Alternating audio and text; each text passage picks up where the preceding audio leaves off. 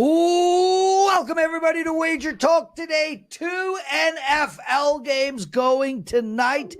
Don't know why they're 40 minutes apart. Scheduler had a brain cramp, but we've got your bets. We got sides, both of them, and totals, both of them, plus a whole lot of prop bets. This show is Monday Night Football on steroids. If you're going to bet tonight, you're at the right place. Plus, we're going to throw in a bonus on Baylor BYU. Before we start anything, Teddy's big bad bet beat 6, 7, 8 of them. Teddy, is Baylor in there? Of course Baylor's in there. What a loss. You don't need to ask that question. We talk about 6 Bs, bad beats, bad bets, bad for the books. Baylor, though honestly, for as bad as Baylor was, I think there was a worse beat on Saturday. My clients and I had that one. That was fun. Whoa. Now that's the teaser for the show, because I don't know how it could get worse than what happened with Baylor. We got Bryan Power, Bryan Power, Ross Benjamin, and Andrew McInnis joining us. We're going to start right off the bat with the wonderful Bryan Power, who just can't seem to stop winning. It's going well. It's going well, Prez. 6-0 in the NFL the last 2 weeks. So feeling it pretty good. And you know what? I've gotten a few lucky ones to go my way. It's, I watched Indianapolis. My best bet was on the Colts yesterday. It's really nice to be rewarded by watching a absolutely terrible football game with the right side, because I would have been very angry if the Colts would have not gotten the job done there. That was just awful quarterback play on both sides. But we get it done, and we move on to tonight. Very excited to talk about Jaguars, Bills, and that look ahead, BYU and Baylor on Saturday. Yeah, well, Brian, listen, I had the under in the Pittsburgh game, manishtana, as they say in my language. Yeah, that was an ugly game too, bro. So I don't care. A lot of ugly games. Like I had like 20 guys over on Thursday night to watch the Patriots game, and I had the under. Every one of them thought that game was terrible. I thought it was spectacular. Anyway. Always nice when they win.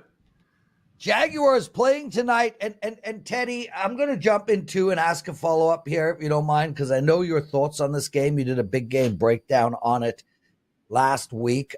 Jags +5, they're playing the Bills. This is the first of the 2 games. How you betting it, Bri? Yeah, probably no surprise to the people who watch me on the show regularly. I'm looking to take the points here, similar to we did it in the Monday night game last week. This is a bet that I would look to make based on trends more than anything else. Ralph Michaels, I know, brought this up on the show in his appearance last week. Winless road teams coming off a home loss first 5 weeks of the season have historically been outstanding bets, and you can now add 3 more winners to that list. The situation Ralph talked about last week, because Denver, Carolina, Baltimore all won yesterday. For the record, that trend Ralph talked about last week, backing winless road teams after a home loss, 53, 32, and 3 against the number. Here we got Jacksonville.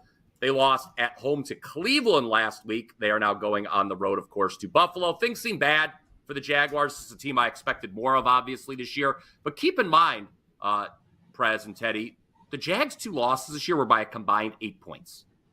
I think they should have beaten Miami in week 1.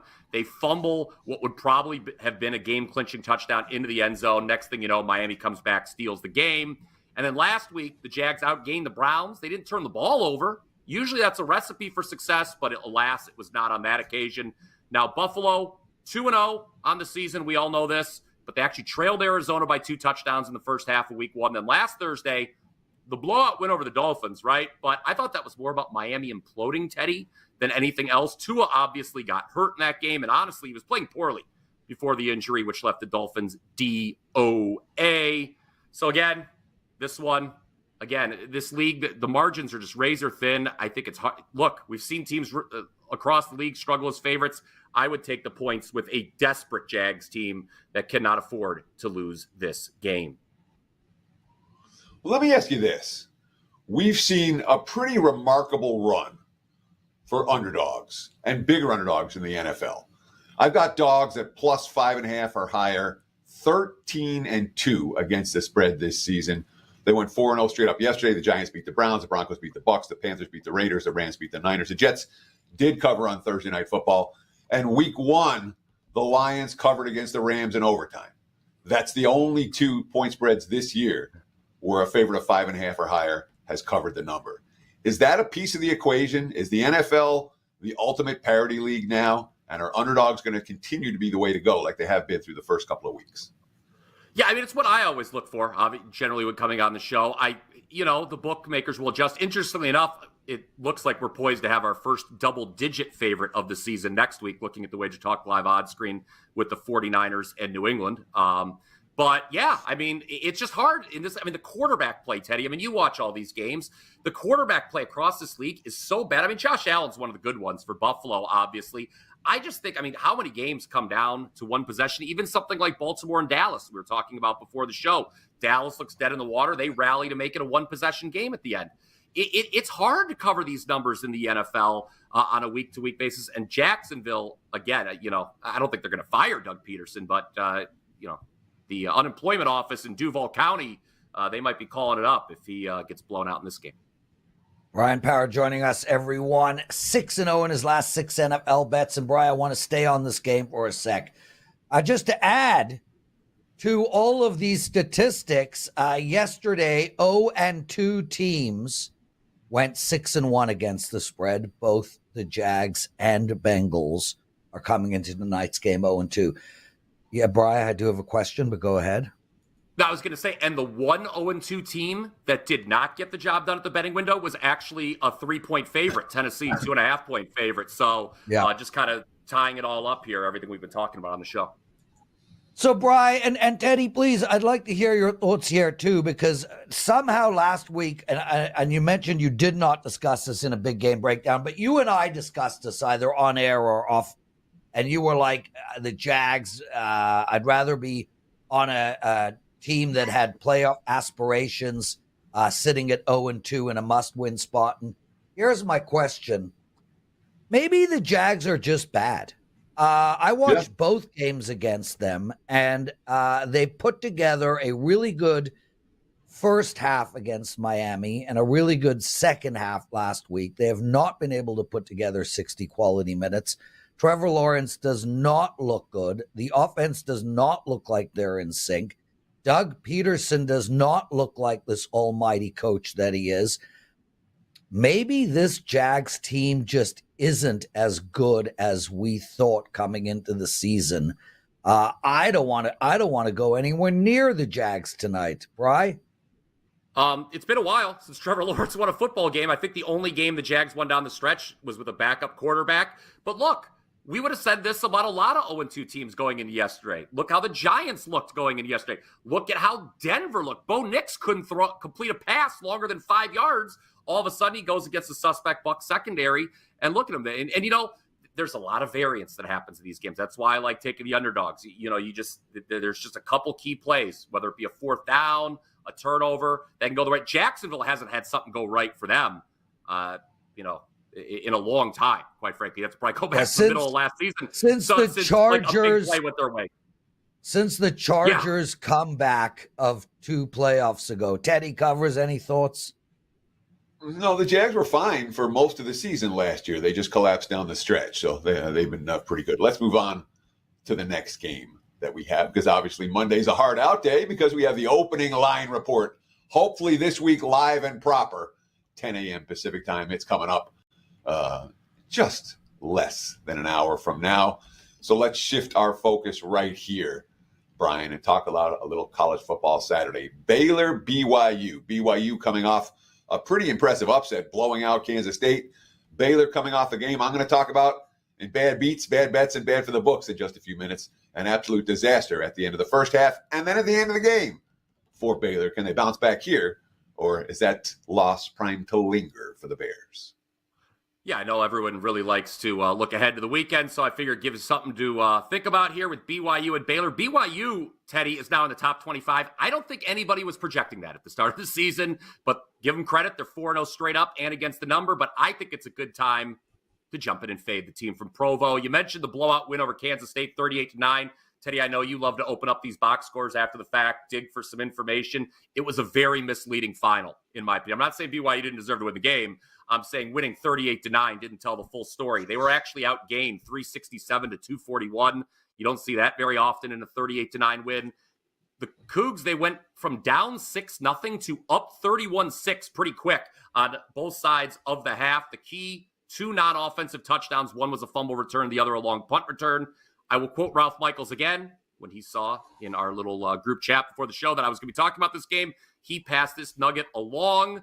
Teams that won the previous week while being outgained by 120 or more yards and are now an away dog, as BYU is, 29-50-2 against the number. You filter out those dogs of 21 or more, 19-45-2 against the number. So a good fade spot for BYU, in my opinion. Teddy, I won't step on your segment and go too deep into the Baylor-Colorado game. We all saw what happened at the end of regulation there. Shades of Michael Westbrook breaking Michigan's heart 30 years ago.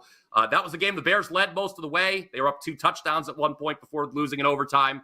And I believe this is the first time this season we do have the unranked team favored against a top 25 opponent. That's a situation in college basketball or football I tend to gravitate towards. So in a couple shops, including DraftKings, this is ticked to 2.5. I'm interested to see how the line moves the rest of the week. If it keeps coming down, I mean, I'll just take Baylor money line, but I would definitely play Baylor here -3 or lower. I want to talk conceptually about what you want to do with 4-0 ATS teams. We got Ole Miss, Tennessee, BYU, Eastern Michigan, Pitt, San Jose State. Those are the 6 teams that are 4-0. A good handful of teams are 3-0 and 3-0-1. But specifically, the 4-0 teams, they've all built up some type of betting bandwagon. Maybe not Eastern Michigan so much or San Jose, but certainly Ole Miss, Tennessee, BYU. If you bet them once, you're likely to bet them again. Are teams that have gone 4-0 ATS, are you convinced at this stage the markets have caught up with how good they are? Do you think they tend to be overvalued? Or in general, do you want to ride these streaks until they die and you're not going to be convinced that a team's overvalued until they actually show that they're overvalued by losing a game or losing a point spread? It's a team-by-team, game-by-game basis with me, Teddy. Now, again, I think people know from me coming on the show, generally when a team gets really hot against the spread, I am looking for an excuse to fade them. You look at some of those teams to run through. I mean, Texas, my God, they open up as a 40-point favorite in conference play this week. I don't even know if I could stomach Mississippi State in that situation. But, yeah, you look at it. I mean, I have a number. If I think the number is inflated compared to what I have, it gives me maybe a little extra juice to fade that 4-0 against the spread team. Again, it's a game by game. It's not something I'm looking to do blindly. In this particular instance with BYU kind of being off what I'll call a phony result, I think that's fair in terms of the final margin of victory. And them being a surprise team, too. Like I said at the outset, Teddy, no one thought BYU was going to be ranked. I think now is the time to fade them. Bryan freaking Power, everybody, the #1 football expert at WagerTalk so far this season in both NFL and college combined. 6-0 in his last 2 weeks of NFL, 70% in both sports combined. Really outstanding start, my brother. What do you have going with the clients? Yeah, full disclosure, my only thing in NFL tonight is the Bengals as the second leg of a teaser. I tied that to the Eagles, so I'll just be rooting for the Bengals to win by 2, and then we can make it a 3-0 sweep in NFL Week 3, hopefully. And I do have a baseball play up for sale as well, just $15. Baseball's 4-0-1 the last 5 days. Don't forget about MLB down the stretch. There's always some good opportunities there, and I'm 9-2 my last 11 totals. Actually 9-2-1 my last 12. Really like the spot tonight on the diamond. Again, WT.buzz/BP, only $15. If you guys like what you're hearing, take a second out of your day, please, and hit that like button, everybody. As well, subscribe to our channel. 172,000 of you already subscribed, so that would be greatly appreciated. And I also had Cincinnati as the second leg of a teaser. The Chargers were the first leg, so ixnay on that. Had a great day yesterday, nevertheless. One for my clients, 5-3 this week in NFL. Teddy covers. This is everybody's favorite segment. The microphone is yours. Let's talk bad beats, bad bets, and bad for the books. A little recap of what just happened this past weekend. And certainly we referenced Baylor, Colorado at the open of the show. We'll reference it here as well. Baylor +2, +2.5. Well, their bettors were not amused by that game. Colorado had a Hail Mary touchdown on the last play of regulation. Insane TD. They also scored on a 58-yard touchdown with less than a minute before halftime. And then, of course, they won the game in overtime. Tough beat if you had Baylor. Looked pretty good until that final launch into the end zone. I think this one might have been just as bad. Georgia Tech plus 9.5, plus 10, plus 11 at Louisville. Georgia Tech had more yards, more rushing yards, more first downs, fewer penalties. They covered the entire game despite allowing a fumble return touchdown, missing a field goal, missing another field goal, and getting stopped on downs at the Louisville 1-yard line. And they're still covering. Fourth quarter, down 5, kicking a field goal to cut the lead to 2, and then the field goal gets blocked and returned for a touchdown the other way. After the blocked field goal, there's still plenty of time. Georgia Tech marched down the field, stuffed third and short, stuffed forward and short from Louisville 22. They still get another chance. Defense forced a punt, more than 2 minutes to play. Louisville's going to play prevent defense. You can still catch that. Oops, they ran into the punter. Louisville takes a knee. Georgia Tech backers like myself start swearing. And of course, if you had over 58 in the Penn State game, that was no fun. Penn State scored 56. They had 40 first downs, but Kent State didn't get any. Field goal sure would have helped in that one. In the NFL, the Giants, Browns, the over 38, that was no fun. 21-7 at halftime. All you need is 2 scores in the second half. Scoreless third quarter. In fact, both teams end up missing second half field goals. The Browns fumble a ball away in Giants territory. Just a bad exchange, wasn't even a hit. Under 3 minutes left, it's 21-16. And Devin Singletary breaks free for a Giants touchdown, except for that he slides down at the 1 outside of the 2-minute warning. But the Browns are out of timeouts. The clock ran to the 2-minute warning, then 3 kneel downs from the 1. Game stays under. Over bettors not amused. Arizona plus 3, that wasn't fun either. They had a pick 6, got called back. The play was snapped at 2:01, but the refs blew the whistle, signaling the 2-minute warning, nothing they could do. And then Murray gets a first down on 4th and short inside the Lions 25, and somehow that got overturned on replay. Last drive, they settle for 3. They don't get to the end zone. They have Detroit in 3rd and 12, a chance to get the ball back with timeouts and a 2-minute warning. Instead, they give up a long completion of Amon-Ra St. Brown. Plus 3 for Arizona, no good. And, of course, the Falcons plus 3 last night. That wasn't much fun either. The refs aren't flagging Kansas City for pass interference these days. Raheem Morris eschews the field goal from the 13-yard line and then the 6-yard line. Last 2 drives, 4 minutes left when it happened. He could have kicked the first. Instead, he didn't. If they kick the first, they kick the second and win, or they at least cover. Instead, they come up short in the first, need to go for it the second time, and fail in that one as well. Tough if you had Atlanta plus the points. When it comes to bad bets, lots of NC State money before kickoff. The Wolfpack plus 20 to plus 17. Clemson annihilated that team. Don't be fooled by the final score that says NC State scored 35. Yeah, they did. It was all garbage time. And they bet the crap out of Purdue. Who's betting Purdue? The loss to Notre Dame did not spark the Boilermakers. Plus 6 down to plus 1. They lost by 17 to Oregon State. Bad bets from the bettors on Sunday. The Saints from plus 3 to minus 3. Look headline for Sunday morning. Close 2.5. The wise guy took out all the plus 3s. Both teams were pretty awful, but Dallas Goedert made a play and Derek Carr didn't. Eagles win outright. The Saints money was bad bet. Lots of Dolphins money. Some of that was mine. Plus 6 to plus 4 at Seattle. Miami was pretty awful. They still had a chance to make it a 1-score game in the 4th. Couldn't punch in a touchdown from first goal to 5. Dolphins money, bad bets. And the Titans bet up to minus 3 against the Packers. The Titans were not better than the Packers. Lost the game by 16. Tennessee money, bad bets. Bad for the books. Look, there was lots of late Utah money against Oklahoma State on Saturday. The Utes went off as chalk and won that contest wire to wire. Nobody bet Arizona State. All Texas Tech money. Art DeCesar told us Texas Tech won that game by 8. And there was heavy UCLA money. That game was as high as plus 25 down to plus 21. LSU dominated the second half, but that wasn't enough. Won by only 17. That wasn't a great result for the house. On Sunday, I mean, the Ravens a little bit was bad for the books. You know, they took a little bit of money against Dallas, but it was another really good NFL Sunday for sports books. That's 3 in a row to open the season. We talked about it at the top of the show. Dogs at plus 5.5 or higher. Now 13-2 against the spread this season. They went 4-0 straight up yesterday. There you have it. Bad beats, bad bets, bad for the books. Back to you, Mr. Prez. Teddy covers. So as I said, I had a 5-3 NFL Week 3. I lost on Atlanta last night. Why didn't you kick the field goal?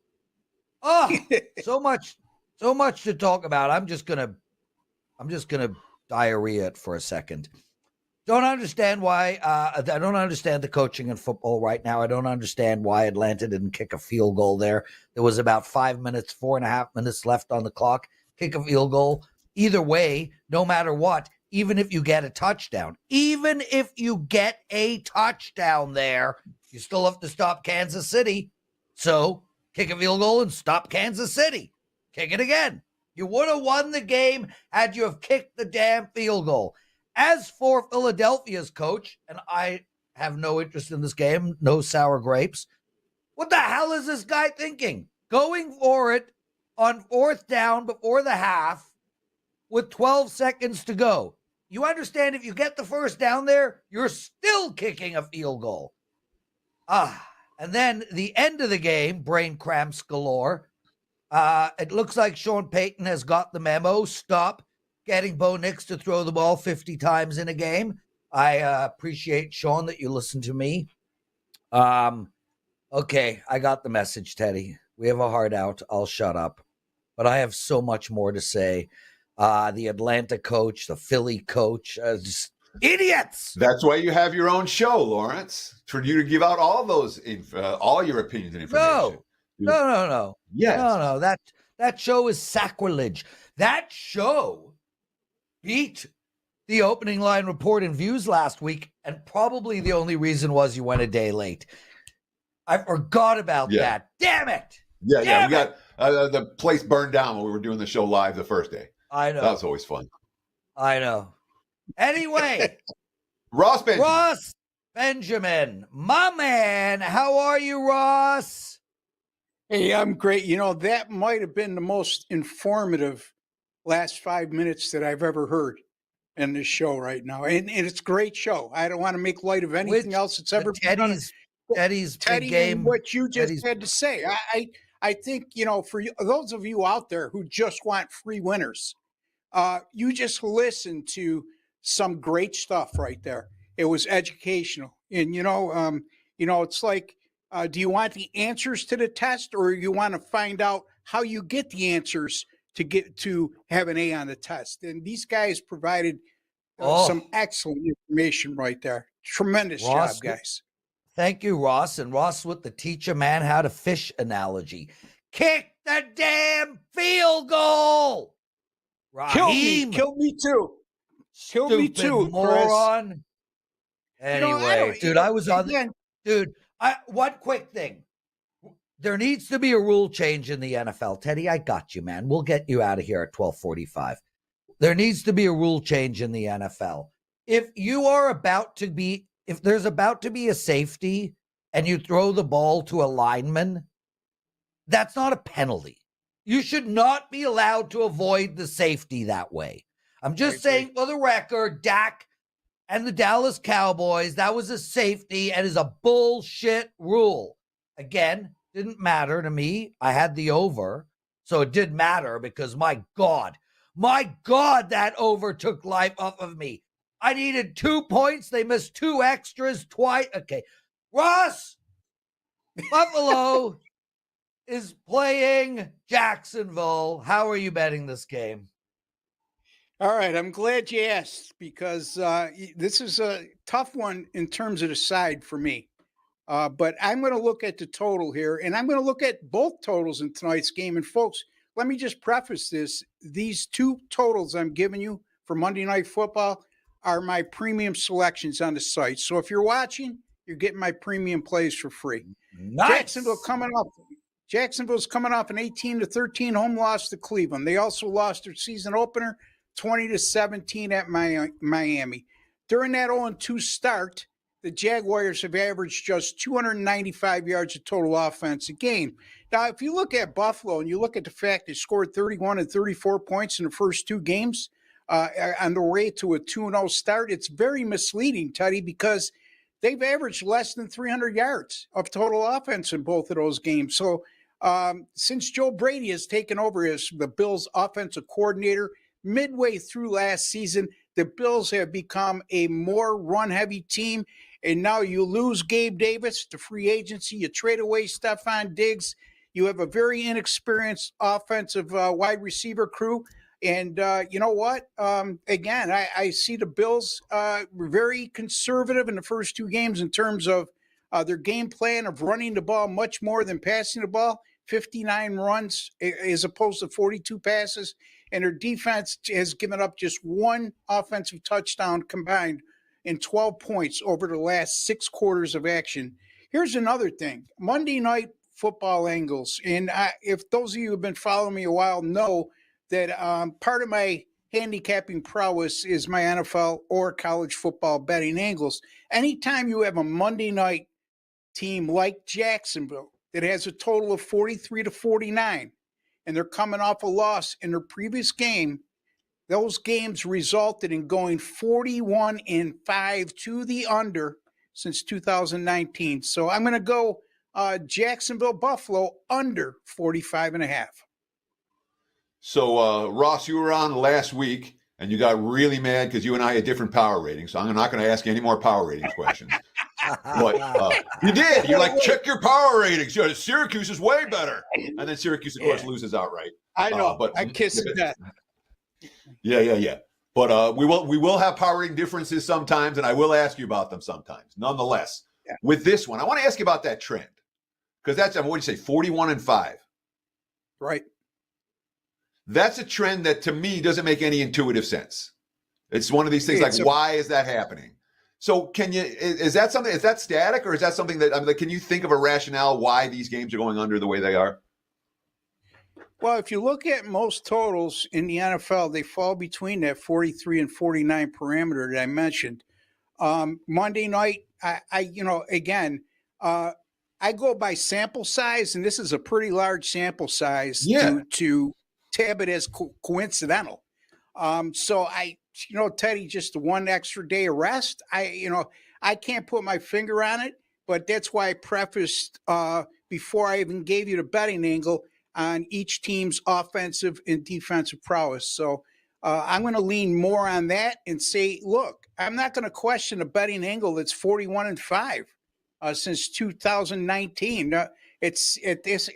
For whatever reason, that's come through not only at a high percentage, but an extremely high percentage of 89%. So I don't have any further questions or answers for you, on that.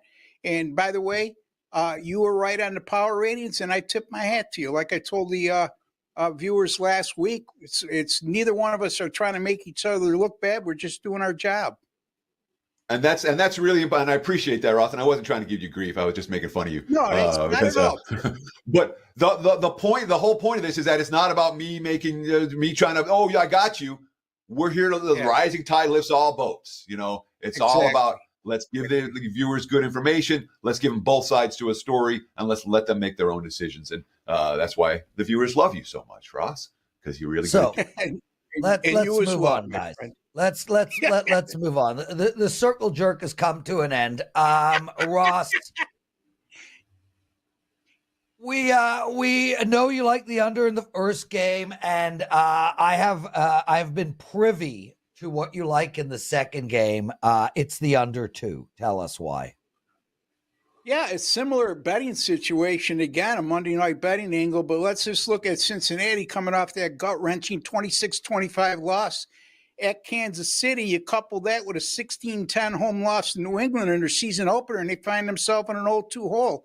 However, the Bengals defense actually has played very well. They gave up 26 points, to Kansas City, but they only allowed the Chiefs to rack up 286 yards of total offense, and they held New England at 290.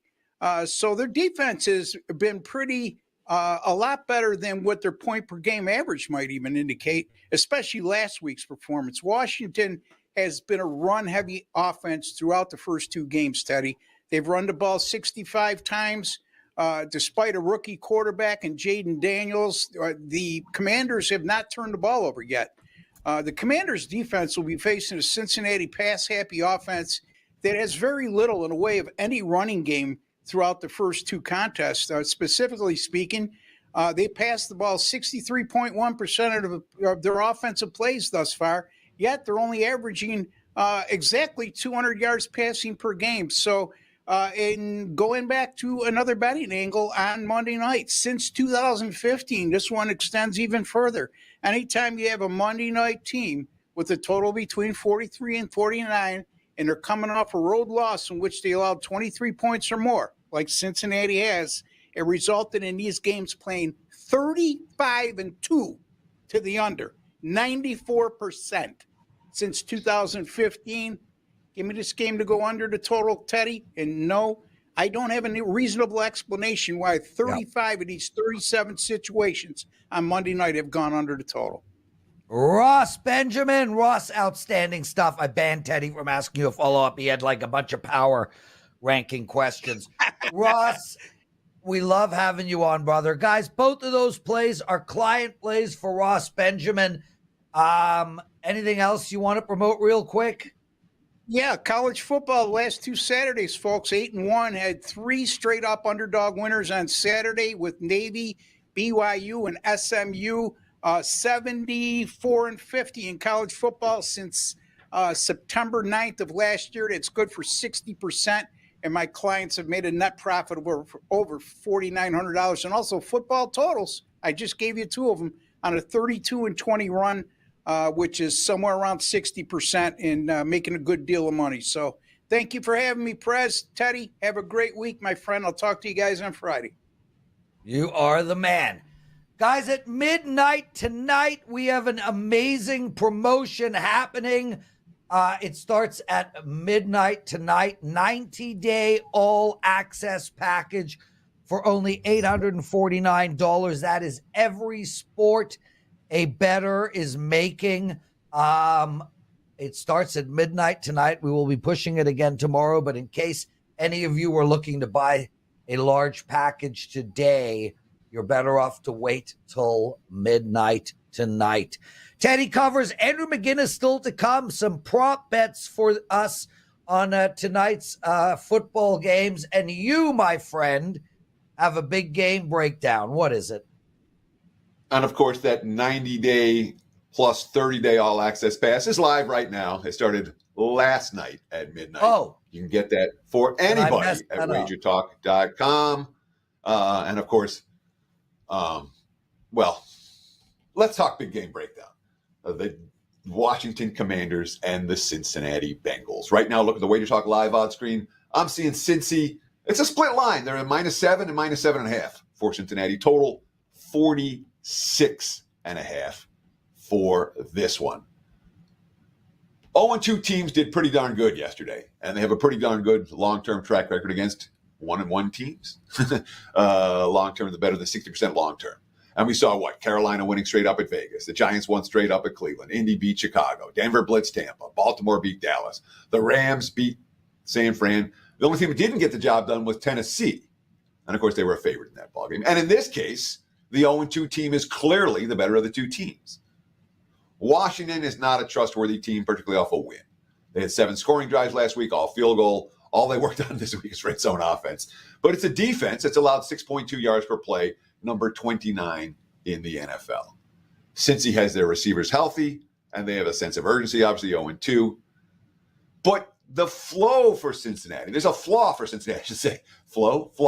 There's a flaw for Cincinnati that really makes me reluctant to lay the points. Bengals defense isn't good. Their defense against the run is a particular problem. They've allowed what? They allowed 149 rushing yards last week. They were gashed on the ground by the Patriots in the opener. 25th in the league in rush expected yards per play allowed on the ground. Washington, number 4 in the NFL running the football. Bryan Robinson Jr. is 173 yards and a touchdown. So since he can't stop the run, and Washington can run. Washington's defense no good. Since he can throw the football, Washington can't stop the pass. We've seen 10-4 to the under this week. We've seen a long-term trend towards unders on these national TV games. I think there's value on this over. It's 49 at the open. I'm seeing 46.5 right now. Give me Washington, Cincinnati over the total, and we'll look for the trends to go the other direction. I expect points in this one. There's my big game breakdown. Lawrence, back to you, my friend. Teddy covers. Teddy, we have a viewer, Young Money Oaks, wants a shout out. Young Money Oaks, welcome to the chat room, brother. I've never seen your name before. Honored to have you here. Real privilege to do this show every day for all of you guys. Chris, Bill, Andrew, Waj, Detroit Lions playing next Monday. I'm going to see if I can come down and go to that game. Johnny Detroit, are you good to go to that game next Monday if I fly down or drive down to Detroit? Okay, Andrew McInnis. How are you, my friend? Doing? Excellent stuff. Hold on, I'm just getting yelled at, please. No. Okay. You're fine. Done, Teddy. I won't. Love, Teddy. Love. Andrew, you got a ghost in the house? What is going on with your lighting? Look, when I first started at WagerTalk, it was you don't have enough lighting, you don't have enough audio equipment. Now it's too much lighting, audio's coming in too strong. I can't win. All right, I can't win. I got the curtains closed. The light is blasting on me right now. Look, I am definitely a lot more tan in person than I look right now. I'll put it that way. I do leave my house, just so you guys know. Okay, brother, let's get into it. We've got some prop bets on the games tonight. You've got one on T. Higgins. Let's start there. Yeah, guys, look, T. Higgins, interesting situation. There was the whole contract stuff, the franchise tag, and then people, were saying, hey, is he actually injured or was it more contract stuff? He was injured. Very disappointed that he couldn't start the season off. But to me, this is an example of a guy that did not want to rush back into play.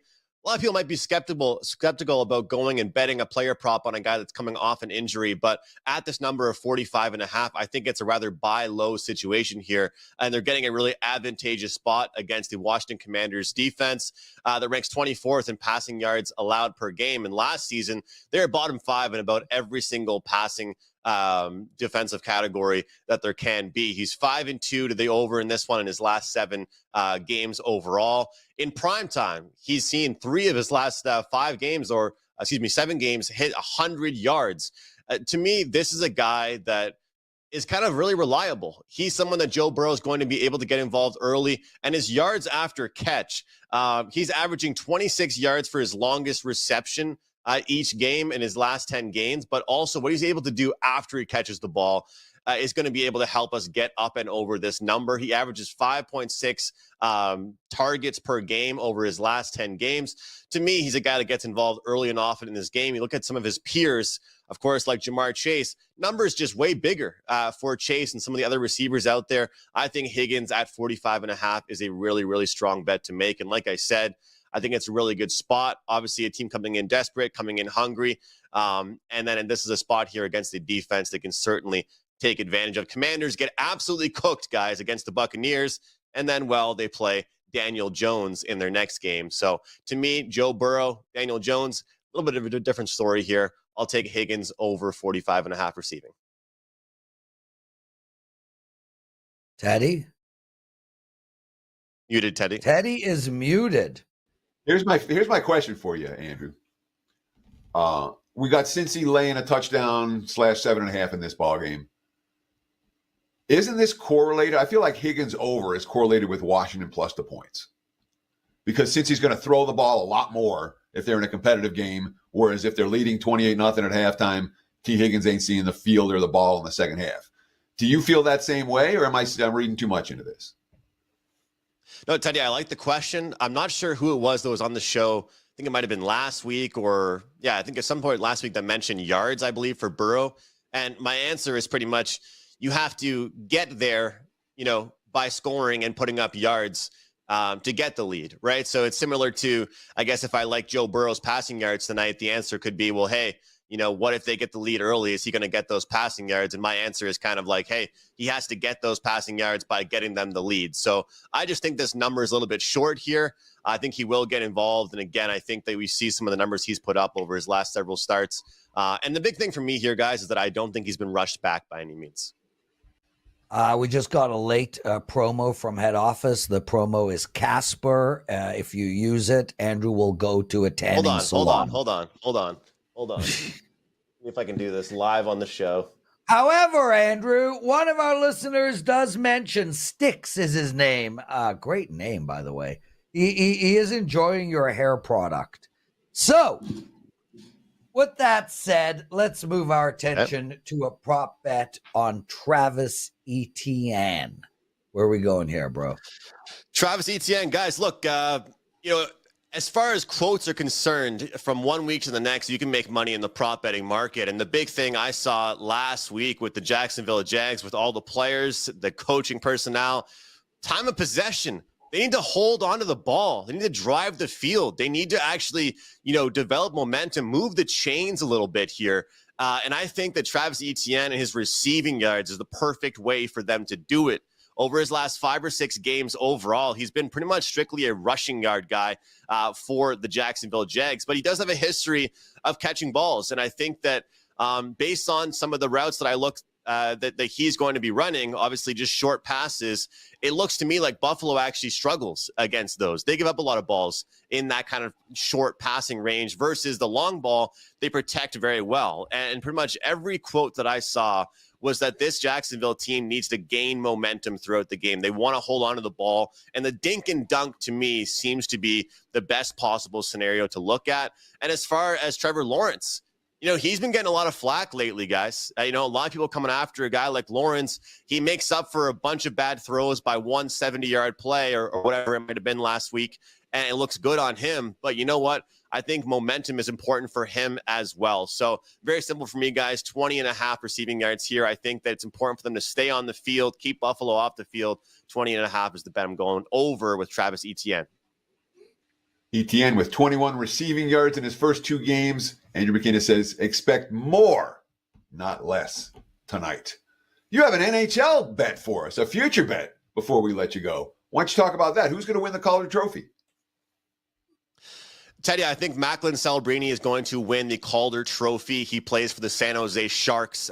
He is the next thing. He is the next best thing here. Obviously, Connor Bedard was that exact thing last season. But Macklin Celebrini, look, I was sold after just watching their preseason game yesterday. And Teddy, one thing I really liked that you said last week on Wager Talk Today, look, I know sports fandom is different than sports betting, but you were listing off all the sports that some of us here at Wager Talk are a little bit more excited about, right? And you guys know that hockey, for me, I'm watching preseason hockey last night while I'm watching some Sunday Night Football. And Macklin Celebrini is already one of the best players on his team, and he's only 18 years old. He is slotting in on the number 1 power play. He's slotting in the top line. He's going to be a top goal scorer on this team, let alone just among rookies. And he's only 18 years old. His competition, Matvei Michkov, Will Smith, Lane Hudson. The biggest difference is I like betting on Rookie of the Years. Nah, but he's on a good team, though. So that's a good segue for me. Prez, as I was going to say, for Rookie of the Year candidates in the NHL, I like to bet on guys that are on bad teams, not really good teams, because they're not going to get that ice time they're usually going to get. There's a pro and con to that, because he's not going to be playing with anybody either, right? Easton McCowan finds his way on the top 6 on Toronto. He's going to be hard pressed to take down for that trophy. But I do understand the reasoning. Man, great segment. When does puck time start? We're waiting to hear when we're going to get the futures show going and breaking down divisions, but I think early next week we're going to have a lot of stuff set up. I am live streaming, guys, at 3 p.m. Eastern on my Twitter and YouTube today, breaking down all kinds of NHL futures, though. We have an early bird special up right now. Of course, it's for the NBA and for the NHL, and you guys can get that. You're going to get all my future bets, all my NHL preseason plays, props, sides, totals, playoffs, all season long in the NHL. You guys got 2 NFL player props I like for tonight. You can get all my bets in one package for Monday Night Football at WagerTalk.com. Thanks a lot, guys. What a show. Shout out to Brian Power, Ross Benjamin, Andrew McInnis, Dan, the man in the background doing all the hard work. Teddy covers his opening line report, starts in exactly 16 minutes. We will see you all tomorrow. Best of luck tonight on your bets. Teddy, my brother, it's Shawarma Monday. Take us home. We'll see you guys tomorrow. Same time, same channel. And as Lawrence said, stay tuned for the NFL opening line report at the top of the hour. right here from Las Vegas. Cheers.